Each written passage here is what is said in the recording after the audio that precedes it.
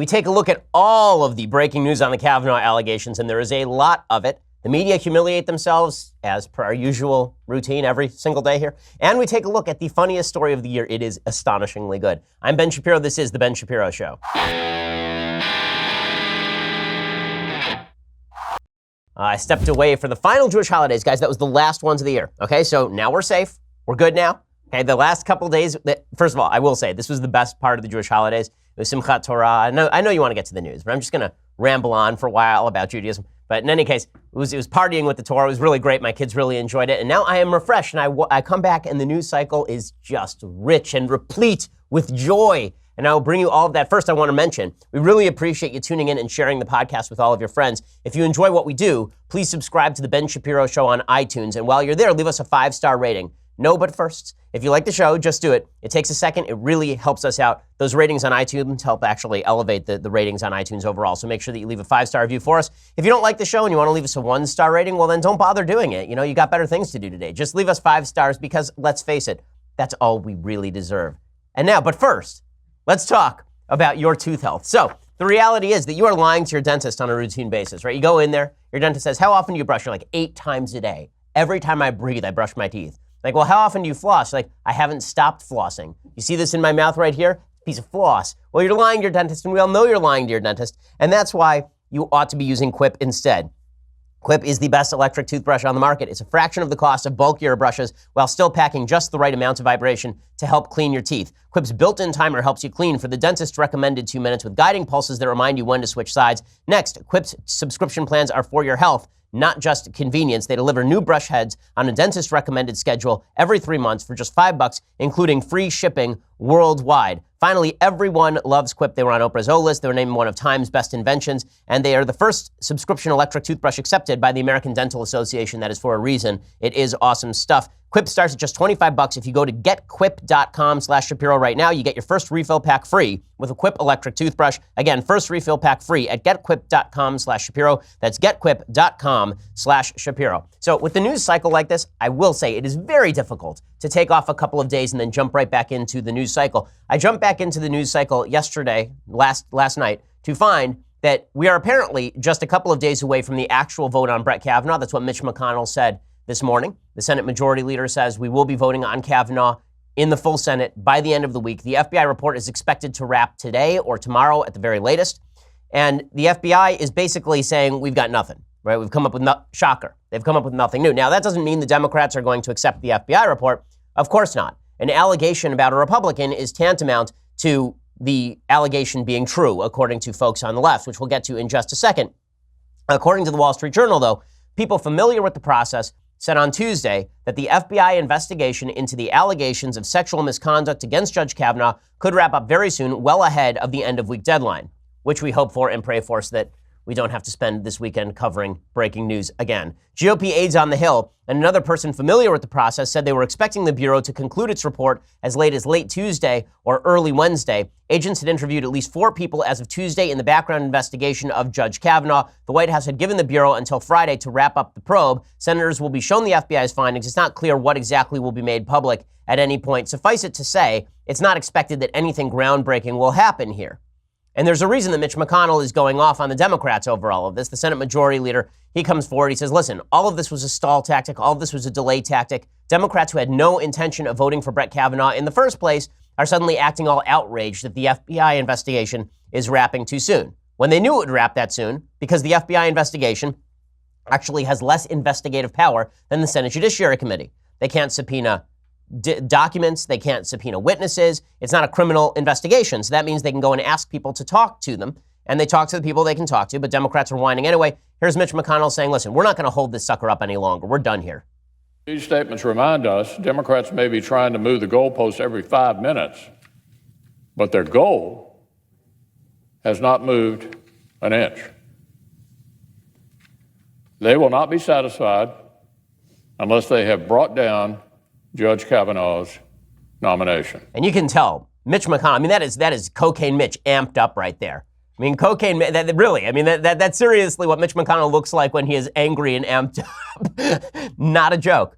Okay, and there's a reason Republicans are unified on this one, and it's because this feels like a witch hunt. This feels as though the Democrats are fully intent on destroying a good man simply for the sake of delaying a Supreme Court nomination. And the Democrats, I will say, there are certain times in American politics that are very difficult to watch. This is one of those times because things are so ugly and so acrimonious and so nasty right now that you find yourself fulminating about it even when you don't want to think about politics. The idea that somebody can be railroaded on one allegation with no corroborative evidence, and as we will see, a lot of evidence that cuts the other way, and that this is supposed to finish people's lives. If you're a good person, you should be thinking twice about whether this is the society that you actually want to live in. Do you want the possibility that someone can come forward with an allegation against you at any time and destroy you? Good people will not go into American public life. They won't. Really, they won't. A lot of folks ask me if I ever want to run for office. I will tell you this, 10 years ago, I was much more interested in running for office than I am now. And one of the reasons is because the way people are treated when they run for office or are on the judiciary or are in good stead making policy, that is not something you want to put your family through. Even if you're as clean as the driven snow, it's not something you want to put your family through. It's also, by the same token, while it's difficult to watch all of this, it's also clarifying. And the idea that the veil is being stripped back and you're seeing people for who they are. One of the people who we saw who he was over the last several days, and I had to comment on this because I missed the opportunity to on Monday, was James Comey. So James Comey, who is touted as the most honest man in American politics, he lived for a higher loyalty, right? He's a higher loyalty, James Comey, the FBI director that President Trump fired. And President Trump called him a grandstander at the time. And I said President Trump was right to call him a grandstander and should have fired him immediately upon taking office.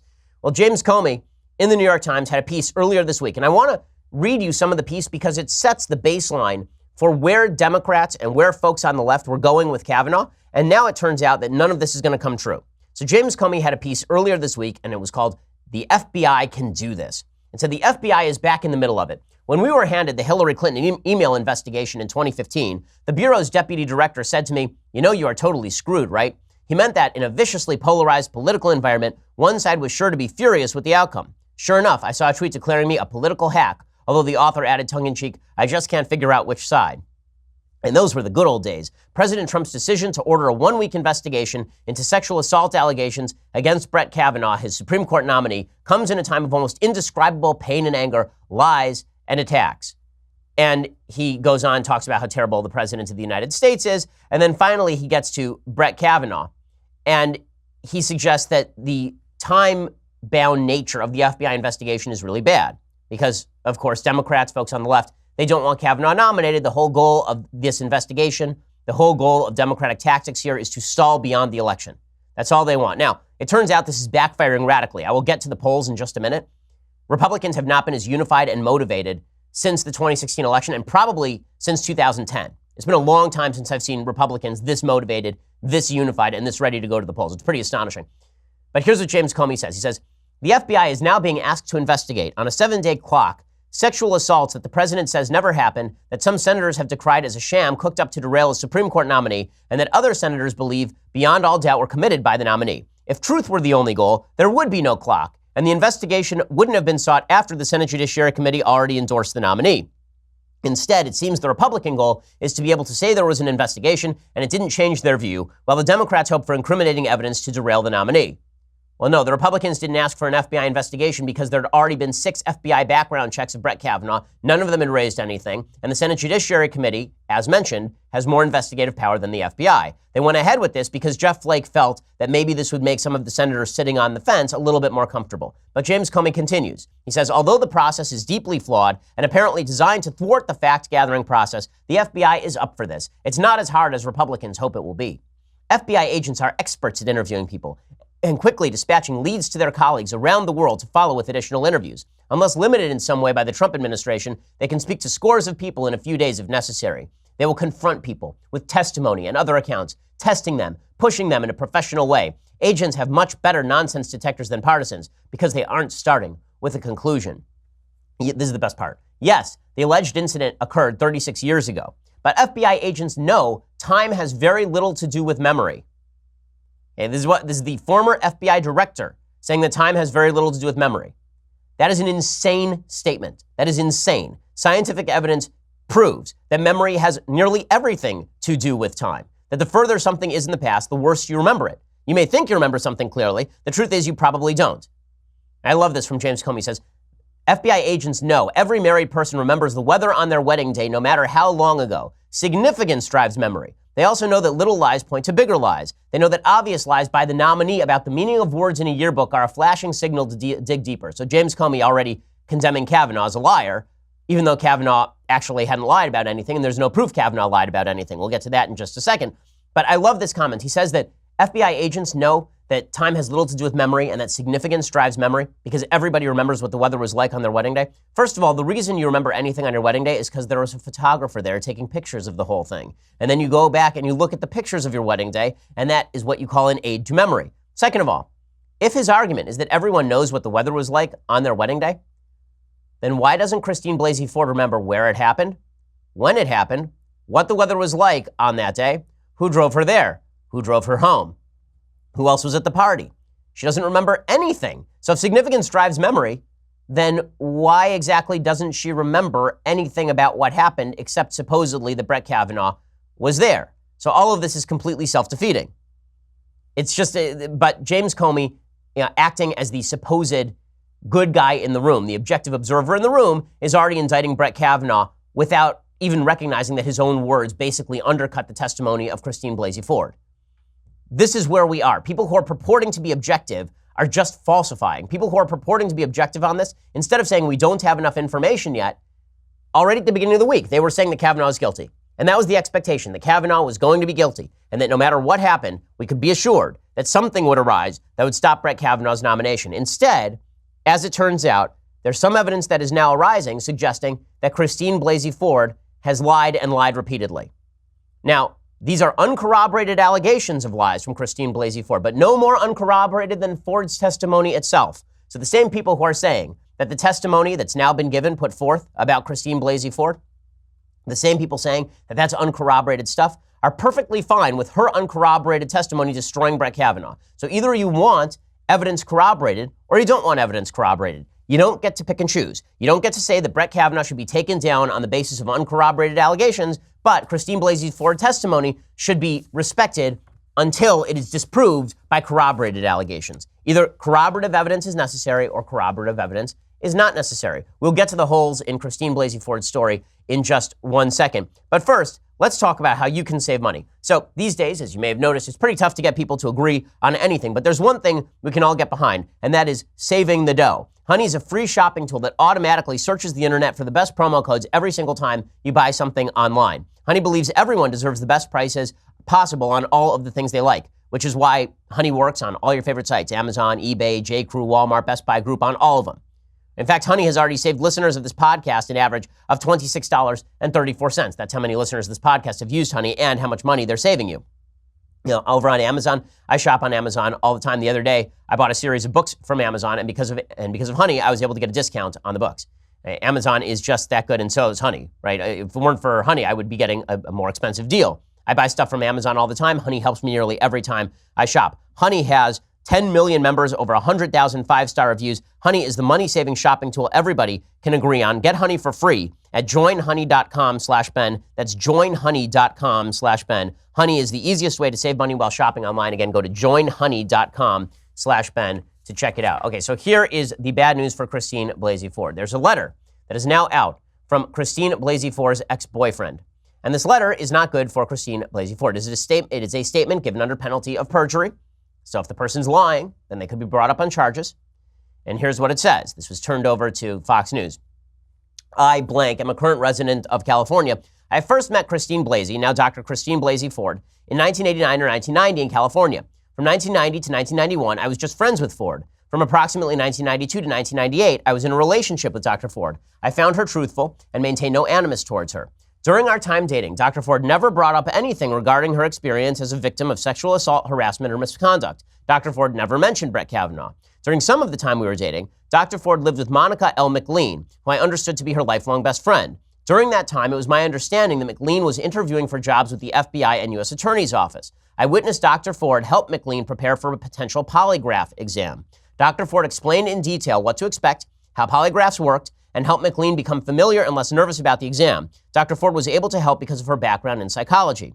Dr. Ford and I lived together while we were dating and stayed together in a long-distance relationship when Dr. Ford moved to Hawaii sometime around 1998, although I'm not sure of the particular year and it might have been a bit earlier or later. While visiting Ford in Hawaii, we traveled around the Hawaiian Islands, including one time on a propeller plane. Dr. Ford never indicated a fear of flying. To the best of my recollection, Dr. Ford never expressed a fear of closed quarters, tight spaces, or places with only one exit. I assisted Dr. Ford with finding a place to live in California. She ended up living in a very small 500 square foot house with one door. Despite trying to maintain a long-distance relationship, I ended the relationship once I discovered Dr. Ford was unfaithful while living in Hawaii. After the breakup, I took her off the credit card we shared, but nearly 1 year later, I noticed Dr. Ford had been charging the card and charged about $600 worth of merchandise. When confronted, Dr. Ford said she did not use the card, but later admitted to the use after I threatened to involve fraud prevention. I didn't speak to Ford again until about 2002, when Ford contacted me briefly. After that, I hadn't thought much about her until I saw her story in the Washington Post on Sunday, September 16, 2018. I do not want to become involved in this process or current investigation, but wanted to be truthful about what I know. So pretty damning stuff from her ex-boyfriend about Christine Blasey Ford, really undercutting her veracity. In just a second, I'll explain why. So this letter suggests a couple of reasons why Dr. Ford's veracity has been challenged. One, she never mentioned for years anything about this sexual assault and never mentioned Kavanaugh. Now, that doesn't necessarily undercut all of her credibility. According to Ford, she never said anything until 2012. But it does underscore that for a lady who says that she was very disturbed about everything that happened to her with regard to Kavanaugh, not to mention it for 6-7 years, and also to be able to travel in prop planes. Like, I'm nervous about traveling in prop planes. Like, propeller planes feel like they're going to go down at any moment. And she was traveling in prop planes in Hawaii. She was staying, apparently, according to this guy, in tiny spaces with no worries about claustrophobia. She testified in front of the Senate, all of this. Also, she testified in front of the Senate she'd never coached anybody with regard to a polygraph. Remember, she made a big deal out of taking a polygraph, and she still won't turn over her notes from her psychiatrist. She turned over her polygraph notes, but her polygraph notes raised some questions of their own, such as, in the polygraph notes, the original polygraph note said, before she took the polygraph, that she was sexually assaulted in the early 80s. She crossed out early. Nobody knows why, because supposedly the assault happened in 1982. Then she took the polygraph, and then she passed the polygraph, but she testified under oath that she did not coach anyone on a polygraph. Now, her ex-boyfriend says that's not true. Here is her testifying about this under oath. I didn't expect it to be as long as it was going to be, so it was a little bit stressful.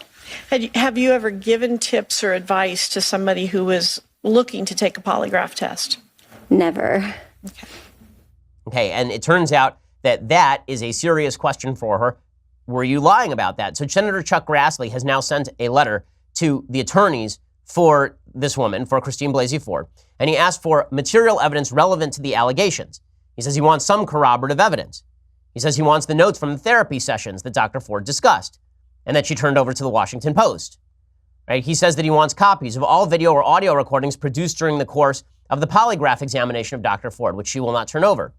And then he says the full details of Dr. Ford's polygraph are particularly important because the Senate Judiciary Committee has received a sworn statement from a longtime boyfriend of Dr. Ford's stating that he personally witnessed Dr. Ford coaching a friend on polygraph examinations. When asked under oath in the hearing whether she'd ever given any tips or advice to someone who was planning on taking a polygraph, Dr. Ford replied, never. This statement raises specific concerns about the reliability of her polygraph examination results. The Senate therefore needs this information. So she's got a credibility problem there as well. Then she also has another credibility problem. It turns out that she said in her Senate testimony over and over again that she was in therapy in 2012 because she had a fight with her husband about building a second front door. And the reason that she wanted a second front door is because she had security concerns because she was still deeply disturbed about her alleged sexual assault at the hands of Brett Kavanaugh. Well, now it turns out that that's a really dicey story. Real Clear Investigations, Paul Sperry over at Real Clear Investigations has a piece in which he says real estate and other records undercut a key part of Christine Blasey Ford's account of why she finally came forward with charges of attempted rape against Supreme Court nominee Brett Kavanaugh after some 30 years. Ford testified last week that she had never revealed the details of the alleged attack until 2012 when she was in couples therapy with her husband.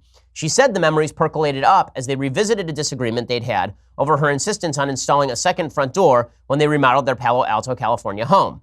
The need to explain a decision her husband didn't understand pushed her to say she wanted the door to alleviate symptoms of claustrophobia and panic attacks based on the alleged assault. She was specifically asked about this by Dianne Feinstein. Feinstein asked, is that the reason for the second front door is claustrophobia? And Ford said, correct. But documents reveal the door was installed years before as part of an addition. and has been used by renters and even a marriage counseling business. The door was not an escape route, but an entrance route, said an attorney familiar with the ongoing congressional investigation. It appears the real plan for the second front door was to rent out a separate room. Palo Alto City records show a building permit for the additional room and exterior door was issued to Ford and her husband on February 4th, 2008, more than 4 years before the May 2012 therapy session where she first identified Kavanaugh as her attacker.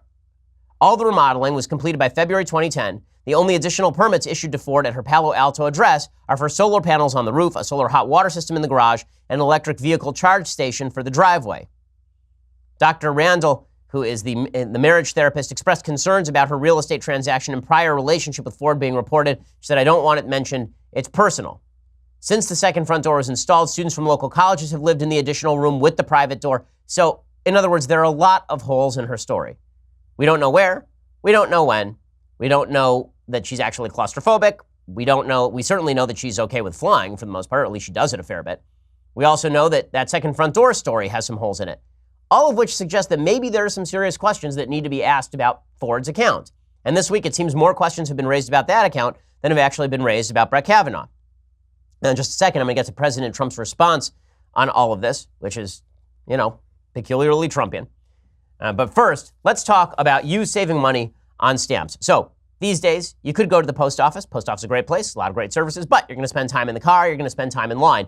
Or you could sit at your desk and get all the fantastic services of the post office, right there at your desk. And that's where Stamps.com comes in. With Stamps.com, you can access all the amazing services of the post office right from your desk 24/7 when it is convenient for you. Buy and print official U.S. postage for any letter, any package using your own computer and printer. The mail carrier picks it up. Just click, print, mail, you're done. We use it here at Daily Wire offices all the time. It saves us a bundle on not only the postage, but also it saves us an enormous amount of money on having to travel back and forth to the post office and spend the money on the gas and lose the time during the day for the folks who work here. Right now, use promo code Shapiro for a special offer from Stamps.com. It includes up to $55 of free postage, a digital scale, and a 4-week trial. Don't wait. Go to Stamps.com. Before you do anything else, click on the radio microphone at the top of the homepage. Type in Shapiro. That's Stamps.com. Enter promo code Shapiro. Go check it out right now. Stamps.com, promo code Shapiro. Okay, so President Trump has basically had it.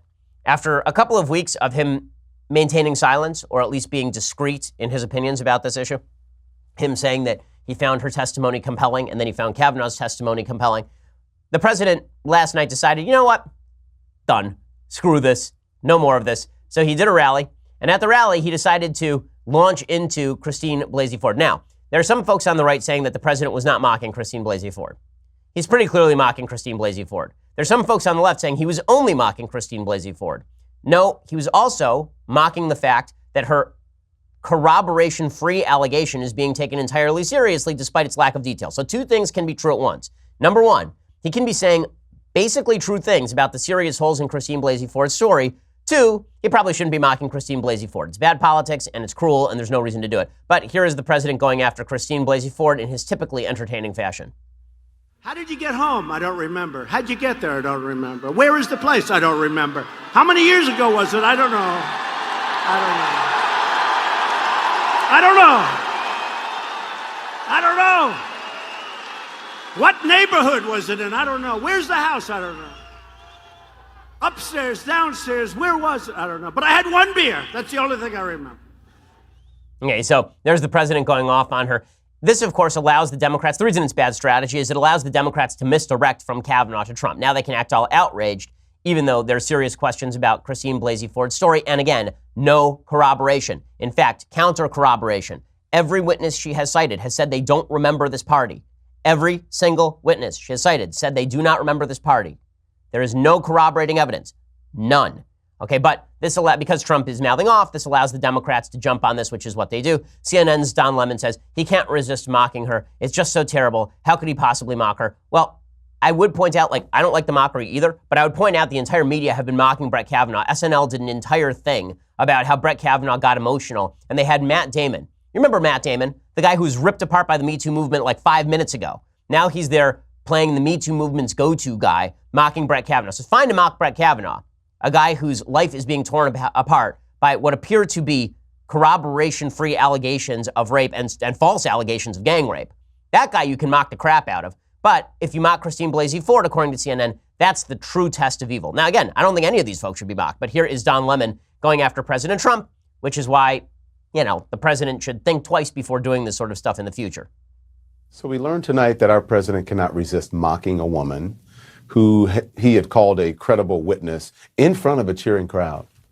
And we're learning more tonight about Brett Kavanaugh as well. There's a letter, it was obtained by the New York Times. It was written in 1983. We have a copy here, when he was 18 years old. Kavanaugh, writing to his high school buddies, he says this, and I'm quoting, "We're loud, obnoxious drunks with prolific pukers among us." Oh my God, he drank in high school. No, I've never heard of such a thing, except from every high school student who's ever been in high school. Really, we'll get to the shifting goalposts of the Democrats and the media in just a second, because the goalposts are moving faster than the speed of light. I didn't think it was possible. It shouldn't be, by the laws of physics, it's not possible to move faster than the speed of light, but somehow those goalposts have been shifting faster than the speed of light. We've actually gone back in time thanks to the goalpost shifting of the Democrats. It's truly incredible. We'll get to all that in just a second, but Mazie Hirono also attacking President Trump. How dare President Trump do it? Remember, Mazie Hirono is one of the people who said all men should sit down and shut up and say nothing about the Brett Kavanaugh allegations. And so she's a real great source when it comes to, I think, honesty in politics. But here she is just lamenting the state of our politics after having helped to undermine it, after having clocked politics in the back of the head with a shovel and left it bleeding through the nose. Here she is talking to Anderson Cooper. We can always count on the president to go down to the lowest common denominator, mock people, call people names, attack them. This is what he does. And the thing that Dr. Ford did remember with 100% recollection was that it was Brett Kavanaugh who attacked her. Okay, so there we have it. And because she said it, therefore it must be true. See and believe. That's all we've got. It turns out that other allegations with regard to the nominee are also falling apart. There was an NBC story about Brett Kavanaugh. This one had to do with Deborah Ramirez, and it accused Kavanaugh of perjury.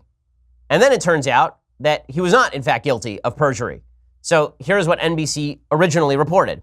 They said the text between Bertram and Karen Yarosavage, both friends of Kavanaugh, suggests the nominee was personally talking with former classmates about Deborah Ramirez's story in advance of the New Yorker article that made her allegation public. Remember, Deborah Ramirez is the lady who alleged that at some frat party at Yale, Brett Kavanaugh exposed himself in front of her. In one message, Yarosavage said Kavanaugh asked her to go on record in his defense. Two other messages show communication between Kavanaugh's team and former classmates in advance of the story. The texts also demonstrate that Kavanaugh and Ramirez were more socially connected than previously understood, and that Ramirez was uncomfortable around Kavanaugh when they saw each other at a wedding 10 years after they graduated. Bertram's efforts also show that some potential witnesses have been unable to get important information to the FBI. On Monday, a senior U.S. official confirmed the White House has authorized the FBI to expand its initially limited investigation. Okay, that was the original report. Then they went back and stealth-edited, and here's what they added. In now public transcripts from an interview with the Republican Judiciary Committee staff on September 25th, 2 days after the Ramirez allegations were reported in The New Yorker, Kavanaugh claimed it was Ramirez who was calling around to classmates trying to see if they remembered it, adding, "It strikes me as you know what is going on here, when someone is calling around to try and refresh other people. Is that what's going on? What's going on with that? That doesn't sound good. It doesn't sound good to me. It doesn't sound fair. It doesn't sound proper. It sounds like an orchestrated hit to take me out." So in other words, NBC first claimed that Kavanaugh was calling around to try and quash Ramirez's story, and now it turns out that he had already testified. He had already testified that it was Ramirez who was calling around to try and bolster her story. So good job, media. Well done all the way through. There's another allegation that seems to be having some trouble. Then there's the allegation from Julie Swetnick. This, of course, coming from Michael Avenatti. It turns out that a former boyfriend of Julie Swetnick has now issued a letter to the Senate Judiciary Committee.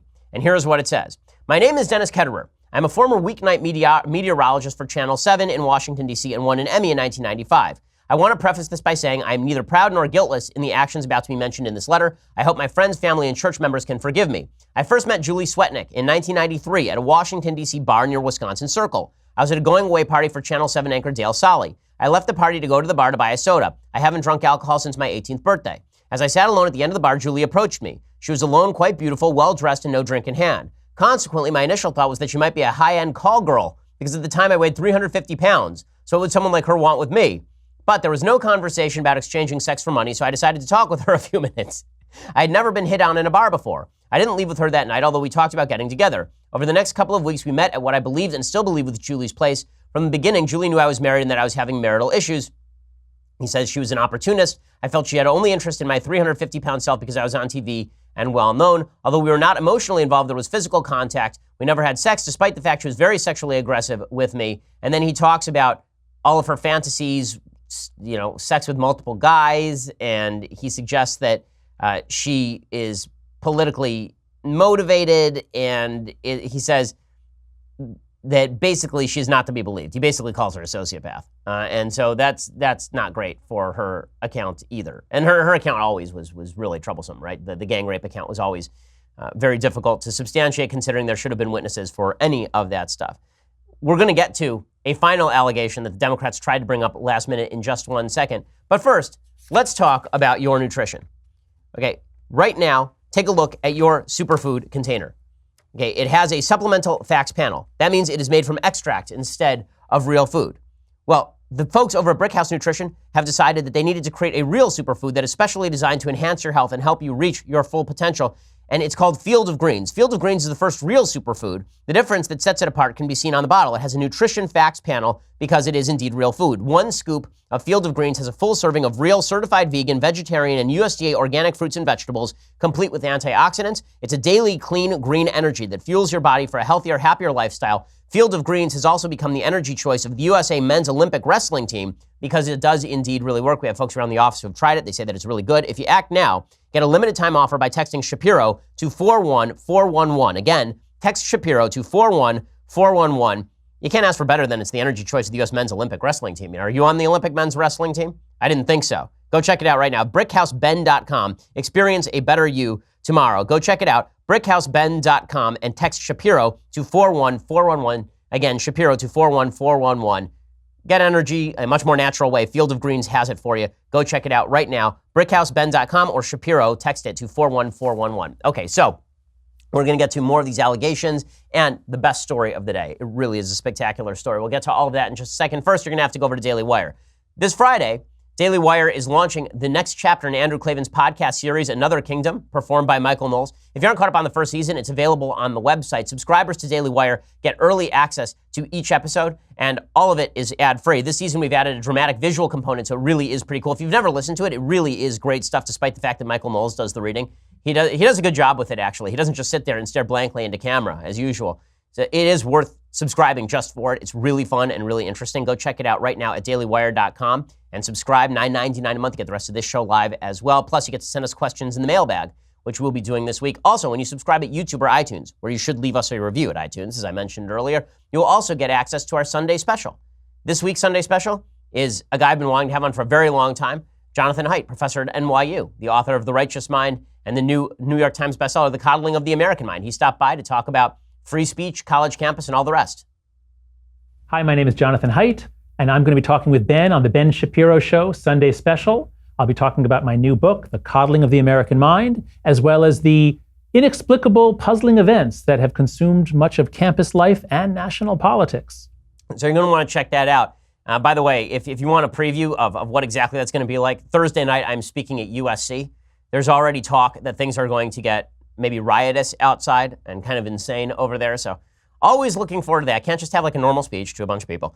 Got to always have some chaos. So we're going to do that on Thursday night. That will be lots of fun. Also, I want to thank you. If you were folks, before we sign off here, I just want to thank you. If you watched our Sunday special, our Fox News special on Sunday, really want to thank our ratings were bananas again. Really great ratings this Sunday. Actually increased over our first Sunday show. And the show this coming Sunday, is going to be awesome as well. So I encourage you to tune in over there. We are the largest, fastest growing conservative podcast in the nation.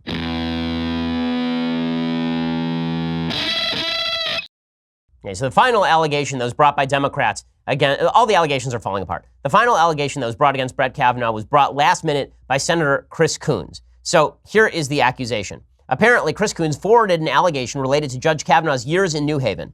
The accuser, who apparently created a TV show in which people strip while dancing to their favorite music, which is an awesome TV show, probably, tells of a party that took place at the house of Judge Kavanaugh's undergrad fraternity during the 1987 to 1988 school year, and which allegedly featured some salacious activity. Of course, Judge Kavanaugh had already graduated when this party allegedly took place and was a first-year law student. That period is, as you well know, the most academically intense time in most students' lives. This allegation has all the makings of a tabloid headline, but there's just one problem. The accuser freely admits to having no evidence whatsoever that Judge Kavanaugh even attended this party. This is Chuck Grassley slapping the crap out of Chris Coons. Rather than provide even circumstantial evidence of Judge Kavanaugh's attendance, the accuser provides some investigative evidence. He proposes that someone search Judge Kavanaugh's calendars, the very same calendars your colleagues have dismissed and derided, to determine whether he attended a frat party at some point in 1987 or 1988. And that's it. All he alleges is that he once witnessed a salacious party at a house owned by Judge Kavanaugh's undergrad fraternity. He then separately advises us to obtain and search Judge Kavanaugh's calendars to determine if he attended. We have reached a new level of absurdity with this allegation. There is no evidence that Judge Kavanaugh is anywhere near the party or had anything to do with it at all. In fact, the only person we can be sure attended the party was the accuser. My investigators have serious work to do. While the minority has refused to engage with the allegations against Judge Kavanaugh in any meaningful way, my investigators have tried to pursue every relevant lead. I therefore hope that before forwarding an allegation in the future, you will first consider whether you'd want you or your staff to spend valuable time investigating it. Thanks for your consideration. Honestly, I gotta love Chuck Grassley at this point. Dude just does not give any F's at this point. He's like, you know what? We are done. We are just done here. We are finished. It's just great because he did the same thing to Bernie Sanders earlier this week. Bernie Sanders sent him a letter saying, we want a longer FBI investigation. And Grassley sent him a letter back saying, Bernie, you came out 5 minutes after the nomination and said that you were going to oppose Kavanaugh. You think, are you going to change your mind? If you're going to change your mind, maybe we'll talk about it. It's amazing. So all of this leads up to the fact that there's just a shifting argument going on the left. This started off, if you recall, with an argument that Brett Kavanaugh is unfit for the court because he allegedly tried to rape a girl when he was 17. Right? That was the original allegation. Then it turned into gang rape. That turned out to be false. Then it turned into exposing himself at a party. No evidence of that. Then it turned into, okay, well, maybe it's because he got angry. Right? So he's angry. We can't have angry people on the court because Ruth Bader Ginsburg seems like a delight. And Ruth Bader Ginsburg, who goes out and rants as RBG, the notorious RBG, yeah. And she goes out and she rants politically every 5 minutes. She's perfectly well balanced to be on the court. But Brett Kavanaugh, who got mad when you accused him of being a gang rapist, doesn't belong on the court. The shifting goalposts are just insane. Here's Hillary Clinton saying Brett Kavanaugh's behavior is out of bounds. Well, I mean, Hillary, you want to be president and you drank John McCain under a table and threw a lamp at your husband. So there's that. Here's Hillary Clinton wearing, again, something that she got from Mugabe's wardrobe in Zoolander. But I think for anyone who believes there's such a thing as a judicial temperament and that we want judges, particularly those on our highest court, to approach issues, approach plaintiffs and defendants with a sense of fairness, that there's a lot to be concerned about. Yeah, because he got mad when you accused him of being raped. I remember someone else getting mad when her husband was accused of rape. I remember that. Who would that have been? Accused of sexual assault. That was probably true.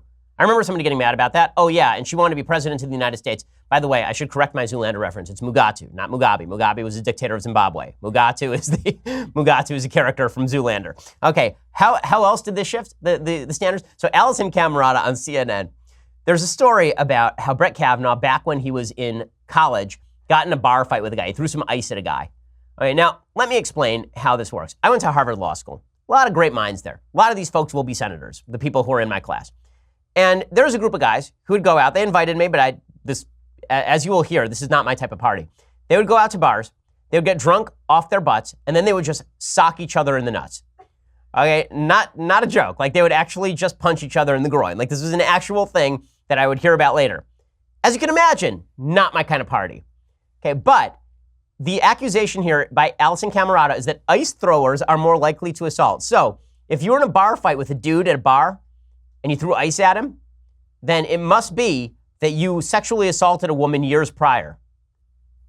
Makes perfect sense. Makes perfect sense. I'm with you all the way, Allison.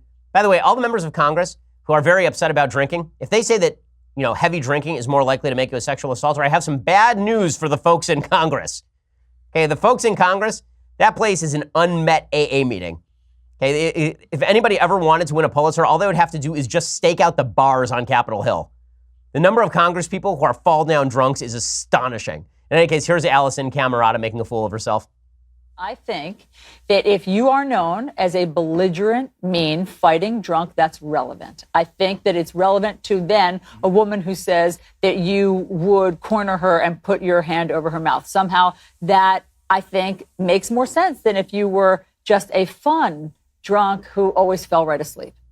Okay, or alternatively, the two things don't necessarily have to do with one another because guys get in bar fights with other dudes and then they may not touch women because that happens actually a fair bit because that's reality. That's called men with testosterone being drunken jackasses. Like what? I swear, it's like these people have never met a man. It's an incredible, incredible thing. Okay, and then the goalpost shifted even more. So we'll get to that in just 1 second. So the goalposts continue to shift. Bernie Sanders, who has no intention of voting for Brett Kavanaugh, he says, you know what? We need more time. That's what we need. More time. Because I am very old and I cannot comprehend things at the speed at which I once used to comprehend all of the pudding. And therefore, we need more time. Sure, I'm not going to vote for him, but that does not matter. It does not matter at all, at all, at all. Bernie, talk, go. What has to happen now is the FBI needs to do a full investigation determining his veracity. It's not a question of drinking. Everybody, millions of people in America drink. It's a question of whether you are lying before the Judiciary Committee of the United States Senate. And if you are lying, you should not be seated.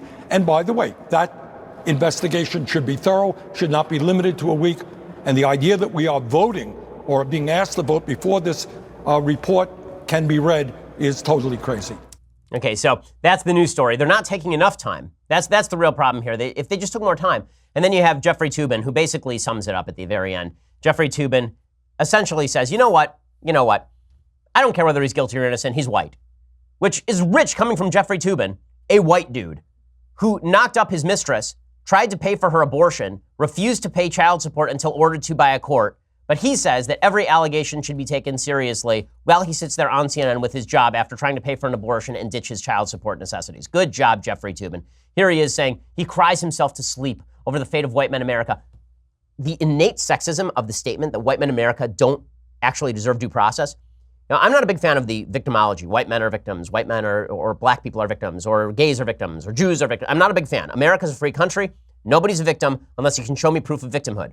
This right here is proof of victimhood. When the CNN lead legal analyst says that white men do not deserve due process or the presumption of innocence, that actually is pretty good evidence of actual racism and sexism taking place. Here's Jeffrey Toobin doing it. I cry myself to sleep over the fate of white men in America. White men have no power. White men, it's such garbage. It is so ridiculous. To right-wing media. All this whining about the poor plight of white men is ridiculous. Hey, can I say one? Okay, we're not crying about the plight of white men. There's a white man who is being railroaded based on no presumption of innocence, and you guys are cheering it on. How are we supposed to react? I would hope that people of every color would be a little upset when a certain group is singled out and then told that mob rule should prevail. Mob rule has been historically very bad for minorities in this country. Very bad for minorities in this country.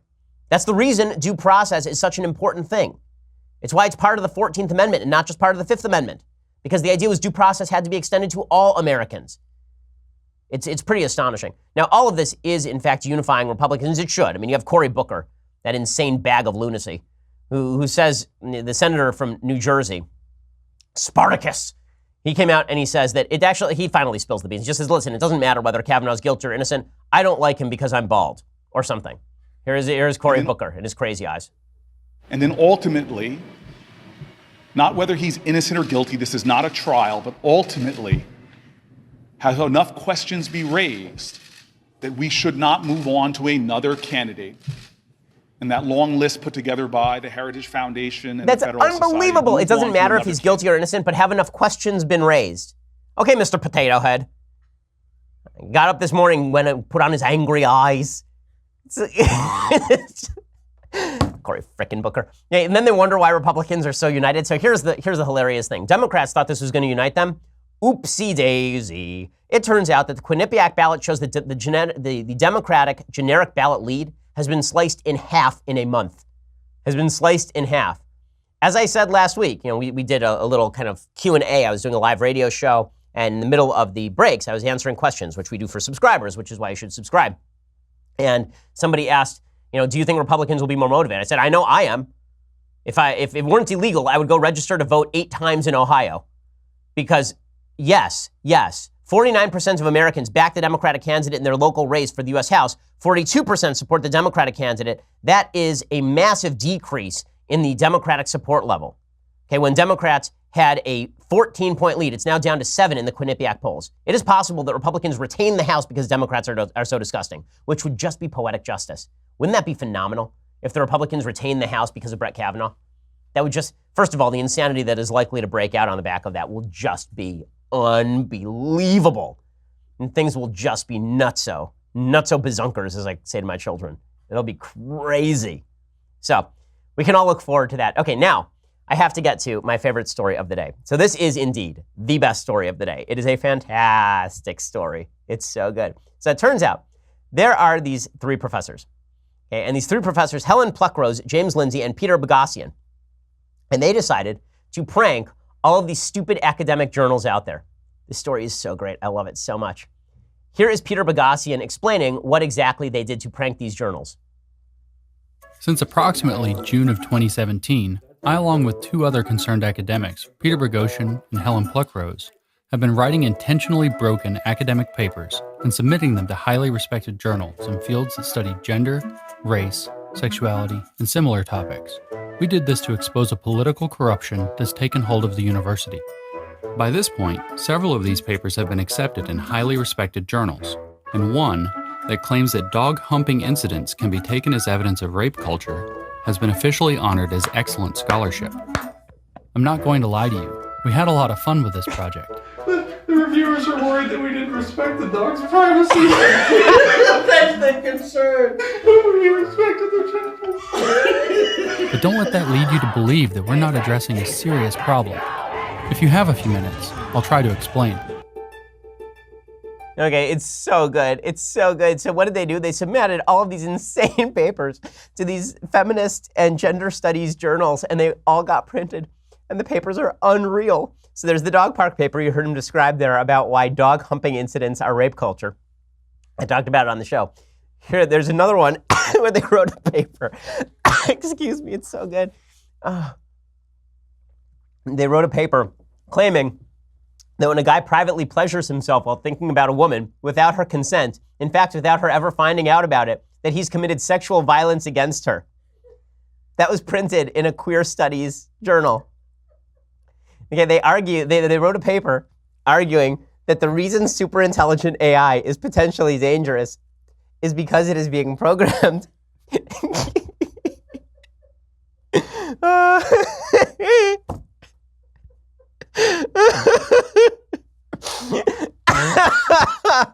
I want to give these people a medal.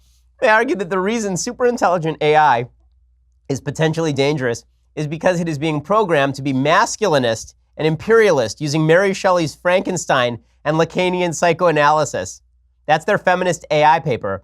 They argued that a fat body is a legitimately built body as a foundation for introducing a category for fat bodybuilding into the sport of professional bodybuilding. It went into a journal called Fat Studies. Oh my God. Oh, that's so good. They found something called feminist glaciology. Okay, this is a real thing apparently. So they copied the idea, and then they wrote a feminist astronomy paper arguing that feminist and queer astrology should be considered part of the science of astronomy, which we'll brand as intrinsically sexist. And researchers loved it. Then they wrote a paper about trans people in the workplace. It says men use male preserves to enact dying macho masculinities discourses in a way society at large won't accept. They published a paper best summarized as, quote, a gender scholar goes to Hooters to try to figure out why it exists. Okay, it's so great. Defamiliarizing common experiences, pretending to be mystified by them, and then looking for social constructions to explain them. Sure. Oh man, I can't even read this one on the air. Wow. It would be so...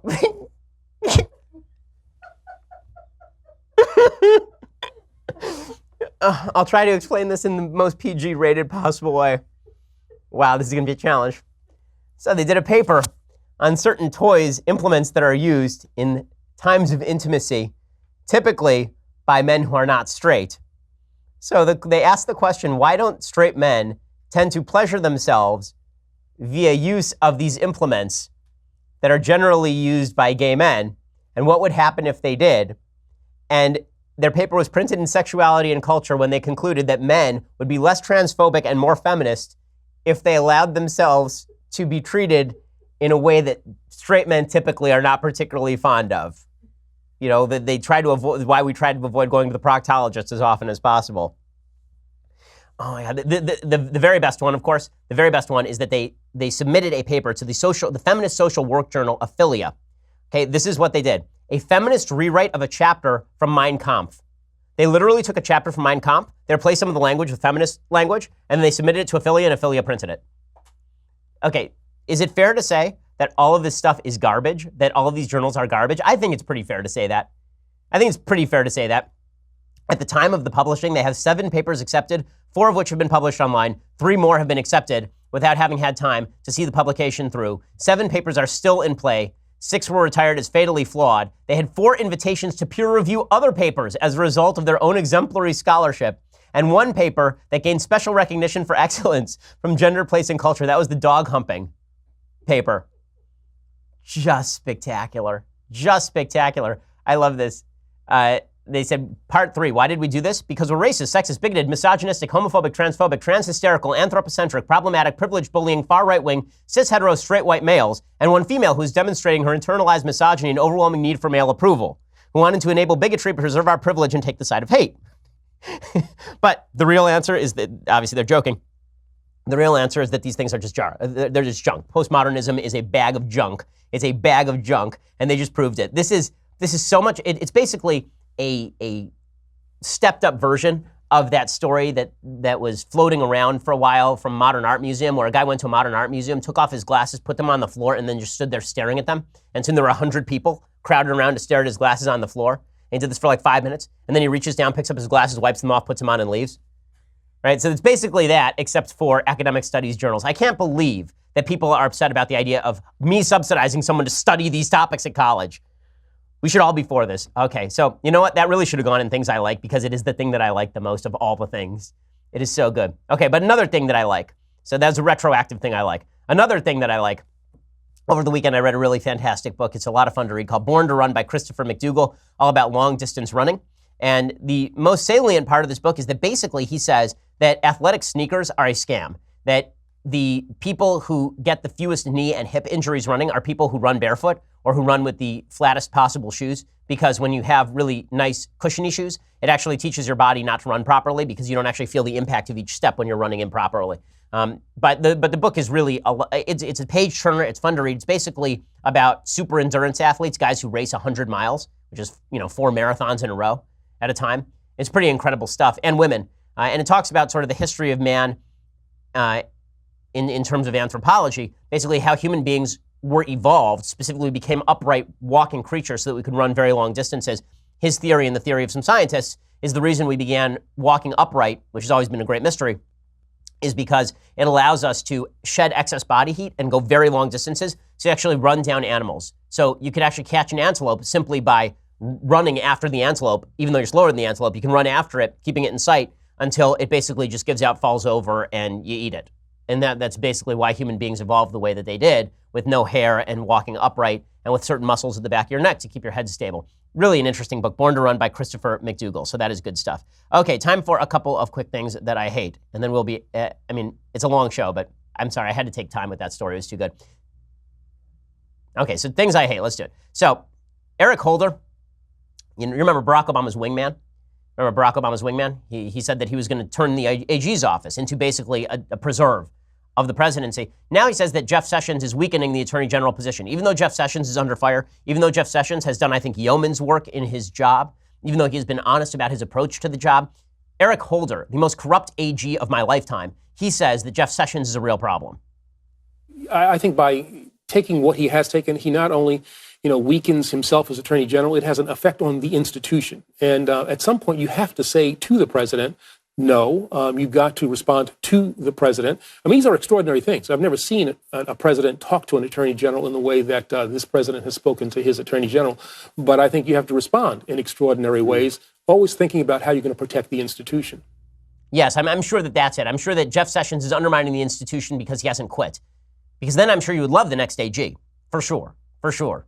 Amazing stuff from Eric Holder. Speaking of hypocrisy and stupidity from the Democrats, John Kerry, who just will not leave. His face collapsing like a mudslide in the Hollywood Hills, growing longer and longer each day. One day his face, like an Easter Island head, will stretch all the way from the top of his 6'4" body all the way down to the floor, where it will remain for all eternity. Here is John Kerry, who wants to run for president, the worst Secretary of State in American history, also a terrible senator and a bad human being, talking about why Ted Kennedy was a great human being, even though he left a woman to drown in a river. What about Ted Kennedy? Similarly, people have been critical through the years and he was critical of himself. He stood up and owned moments where he knew he'd stepped over the lines. Really? So that's a thing now? Ted Kennedy owned up? He stepped up? Really? Like the guy who put on like the fake dog collar, like the fake neck collar to avoid responsibility? The guy who claimed that he had taken, the reason that he'd gone to sleep is because he'd taken a drug that actually is a picker-upper? Go watch Chappaquiddick if you actually think, the movie Chappaquiddick, if you actually think that what John Kennedy just said is true. Also, Ted Kennedy, the guy who was so remorseful that he then basically went straight back to sexually assaulting women, along with Chris Dodd. The two of them would sandwich waitresses at local restaurants. Really, this was reported by, I think, the New Yorker in 1990, 1989.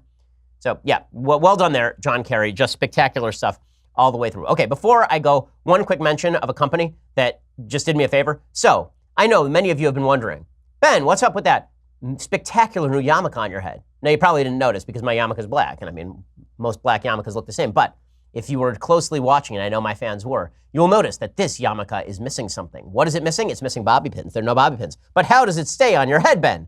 That's the question. Well, the answer is that the bobby pins are internal. So, for all the Orthodox Jewish listeners that I have, we're a huge crowd, massive, growing. Okay, for all you folks, there's something called clipped kippas. Both words are with a K, and they allow you to. The clips are internal, so as you can see, there is no actual bobby pin on top of your head. It's spectacular. Zoom in. Go. Yep, got it. It's amazing. Okay, so go check it out. Clippedkippas.com. So they got their free plug. Good people. Go check them out right now. Okay, we will be back here tomorrow with all the latest insanity because my goodness, I leave for 2 days and it's just madness. We'll see you there then. I'm Ben Shapiro. This is The Ben Shapiro Show.